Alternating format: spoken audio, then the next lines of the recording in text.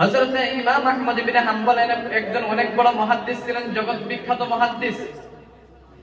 হযরত ইমাম আহমদ ইবনে হাম্বল তিনি একজন অনেক বড় মুহাদ্দিস ছিলেন। তিনি 40,000 অধিক হাদিস লিখছেন। কত হাজার? তিনি 40,000 অধিক হাদিস লিখছেন। অনেক বড় কিতাব আছে তার। অনেক বড় মুহাদ্দিস, ওই জগতের ওই জামানা অনেক বড় মুহাদ্দিস ছিলেন ইমাম আহমদ ইবনে হাম্বল। সবাই নাম শুনছেন না? ইমাম আহমদ ইবনে হাম্বল নাম শুনছেন? আসলে তো তিনার নাম হলো ইমাম আহমদ বিন মুহাম্মদ বিন হাম্বল। তিনার দাদার নাম হলো হাম্বল, কিন্তু অনেক মানুষের হয়তো কিতাবের মধ্যে বেশিরভাগ পাওয়া যায় ইমাম আহমদ ইবনে হাম্বল। আসলে ইমাম আহমদ বিন মুহাম্মদ বিন হাম্বল। ইমাম আহমদের বাবার নাম ছিল মুহাম্মদ, মুহাম্মদের বাবার নাম ছিল হাম্বল। হয়তো আমরা এখন আহমদ ইবনে হাম্বলের কথাই বলছি। আহমদ ইবনে হাম্বল নামটা মনে রাখবেন। অনেক বড় একজন মুহাদ্দিস ছিলেন, জগৎ বিখ্যাত মুহাদ্দিস, ওই জগতের বড় মুহাদ্দিস ছিলেন হযরত ইমাম আহমদ ইবনে হাম্বল। তিনার শুধু কাজ ছিলেন সারা দিন তিনি হাদিস কালেকশন করতেন। তিনি সফরের দিকে সারাদিন বাহির হয়ে যাইতেন, যাওয়ার সময় সারাদিন হাদিস কালেকশন করতেন। সারাদিন হাদিস কালেকশন করে বিকাল বেলা একটা মসজিদের মধ্যে গেলেন, সফরের দিকে তিনি বাহির হয়ে গেলেন। শীতের দিন ছিল, একটা চাদর নিয়ে, গায়ের উপরে একটা চাদর নিয়ে তিনি হাদিস কালেকশনের জন্য বাহির হয়ে গেলেন। যাওয়ার সময় যখন নাকি সন্ধ্যা হয়ে গেল, মাগরিবের আযান দিয়ে দিল, তারপরে ইমাম আহমদ ইবনে হাম্বল মনে মনে ভাবলো যে এইখানে মসজিদের মাগরিবের নামাজটা আদায় করে নেই। তিনি মসজিদের মধ্যে প্রবেশ করলেন, ওযু করলেন, নামাজের মধ্যে দাঁড়াইলেন, নামাজ পড়লেন। নামাজ শেষে হযরত ইমাম আহমদ ইবনে হাম্বল তখন ভাবলেন, আমার বাড়ি তো মসজিদ থেকে অনেক দূরে, আমি কি করে বাড়িতে যাব? অনেক দূরে, এমনিতেই বড় মানুষ, কি করে বাড়িতে যাবে? তখন তিনি মনে মনে ভাবলেন, হয়তো আজকে এখানে মসজিদের মধ্যে এশার নামাজটা আদায় করে নেই। কিছুক্ষণ পরে হযরত ইমাম আহমদ ইবনে হাম্বল ওই মসজিদের মধ্যে এশার নামাজ আদায় করে নিলেন। এশার নামাজ শেষে সমস্ত মুসল্লিরা যখন নাকি বাহির হয়ে গেল, মসজিদের মুয়াজ্জিন সবচাইতে লাস্টে বাহির হয়, তাই না? মসজিদের মুয়াজ্জিন দেখে সমস্ত মসজিদের মুসল্লিরা বাহির হয়ে গেল, ইমাম সাহেব বাহির হয়ে গেল, কিন্তু একটা বুড়ো একটা মানুষ একটা চাদর নিয়ে, গায়ের উপরে একটা চাদর নিয়ে মসজিদের এক কোনায় বসে বসে সারাদিন যে হাদিসগুলো কালেকশন করেছিল, জমা করেছিল, ওই হাদিসগুলো একসাথে মিলাইতেছিল, একসাথে জমা করতেছিল। ওই মুরব্বিকে ডাক দিলেন, ইমাম আহমদ ইবনে হাম্বলকে ডাক দিলেন, মুয়াজ্জিন ডাক দিলেন, ও চাচা। তিনাকে চিনতে পারে নাই তিনি কে আসলে। বললেন, ও চাচা, আপনি এখানে কেন বসে রয়েছেন? এখন তো মসজিদ তালা দিব, এখন তো এশার নামাজ আদায় হয়ে গেল, আপনি এখন মসজিদ থেকে বাহির হয়ে যান। সমস্ত মুসল্লিরা বাহির হয়ে গেছে, আপনি ওখানে এখান থেকে বাহির হয়ে যান, এখন মসজিদটা তালা দিয়ে দিব। হযরত ইমাম আহমদ ইবনে হাম্বল তখন বললেন, ও মুয়াজ্জিন, আমার বাড়ি অনেক দূরে, আমি একজন মুসাফির, আমি এখানে এসেছিলাম, ওই জন্য রাত অনেক হয়ে গেছে, আমি তো এখন বাড়িতে যাইতে পারবো না, ওই জন্য আমি আজকের রাতটা মসজিদের মধ্যে কাটাবো। সকালবেলা ফজরের নামাজ পড়ে মসজিদ থেকে আমি বাহির হয়ে যাব। সকালবেলা ফজরের নামাজ পড়ে মসজিদ থেকে বাহির হয়ে যাব। কিন্তু মুয়াজ্জিন থাকতে দিলেন না। না চাচা, আপনি থাকতে পারবেন না, মসজিদ থাকার জায়গা না, এইখানে আপনাকে থাকার সুবিধা দিব না, আপনি এই মসজিদ থেকে চলে যান, আপনাকে এখানে থাকতে দিব না। তখন বললেন, কেন থাকতে দিবা না? কারণ ফজরের নামাজ তো আমি এই মসজিদে পড়বো, ফজরের একজন মুসল্লি আমি, থাকতে দাও। অনেক চেষ্টা করার পরেও থাকতে দিলেন না। তখন তিনি কি করবেন? শীতের দিনে একটা চাদর গায়ের মধ্যে নিয়ে তিনি মসজিদ থেকে বাহির হয়ে গেলেন। যাওয়ার পরে কিছুক্ষণ যাওয়ার পরে দেখছি যে মসজিদের একটা পাশে কিছু কিলোমিটার দূরে একটা দেখে যে ওখানে একটা বাজার, ওই বাজারের মধ্যে সমস্ত দোকান বন্ধ, কারণ রাত অনেক হয়ে গেছে। এসার পরে কি আর দোকান খোলা থাকে? আগের জামানায় তো আরো ছিল না। হযরত ইমাম আহমদ ইবনে হাম্বল তিনি বাজারের মধ্যে গেলেন। যাওয়ার পরে দেখে সমস্ত দোকান বন্ধ, কিন্তু অনেক দূরে একটু লক্ষ্য করে দেখে যে একটা ওইখানে চুলার মধ্যে একটু আগুন জ্বলতেছে, আগুন দেখা যায় অনেক দূরে।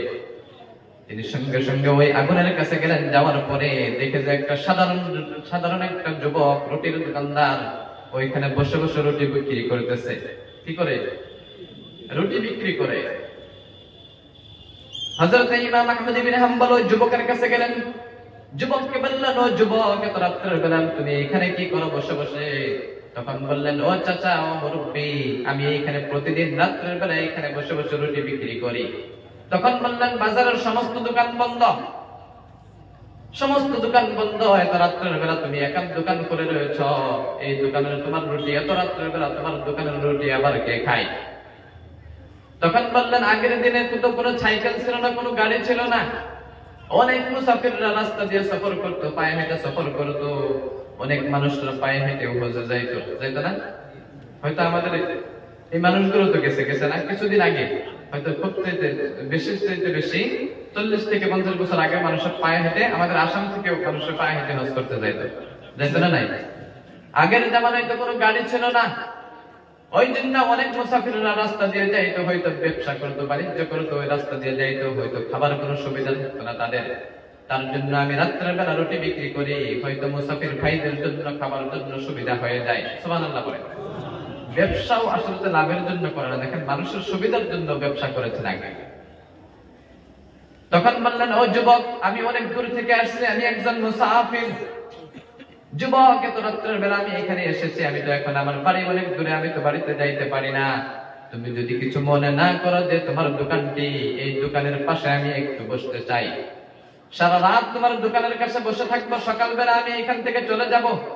তুমি যদি কিছু মনে না করো, তোমার চোরার কাছে একটু বসতে চাই, আমি তো অনেক বড় মানুষ, অনেক শীতের রাত ছিল, অনেক ঠান্ডা ছিল, এখানে কি তোমার কোনো আপত্তি আছে? এখানে বসবো?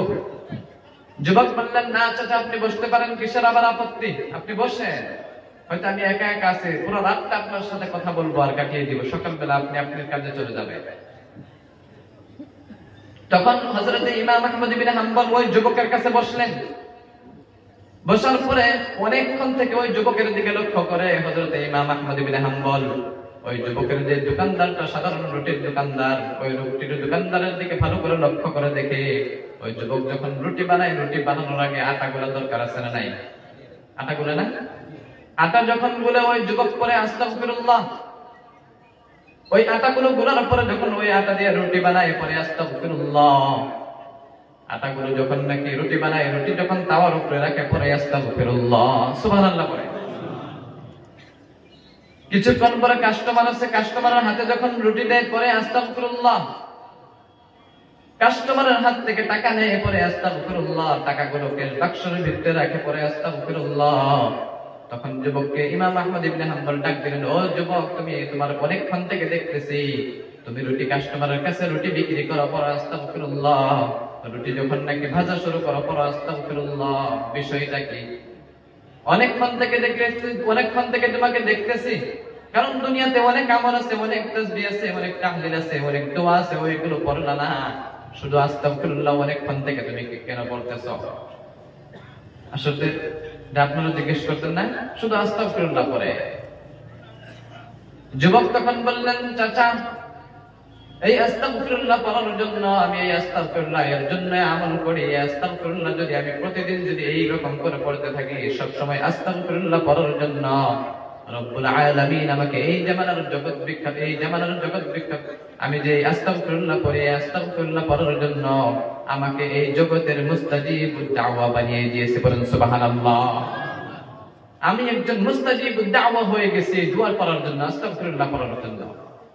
ইমাম আহমদ ইবনে হাম্বল তিনি অবাক হয়ে গেলেন, কি ব্যাপার, আমি তো একজন অনেক বড় মুহাদ্দিস, জগতের বড় মুহাদ্দিস, 40,000 অধিক হাদিস লিখলাম, আমার দোয়া আল্লাহ কবুল করে কিনা কোনো, আমি এখনো পর্যন্ত মুস্তাজিবুদ দাওয়া হইতে পারি নাই, আর তুমি তো একজন সাধারণ রুটির দোকানদার, তুমি কেমনে করে মুস্তাজিবুদ দাওয়া? এটা বিশ্বাস হবে? হয়তো অনেক মানুষের কথা বলতেছেন, হয়তো বুঝে নাই মুস্তাজিবুদ দাওয়া মানে, বুঝেন নাই, তাই না? মুস্তাজিবুদ দাওয়া মানে বুঝছেন কি?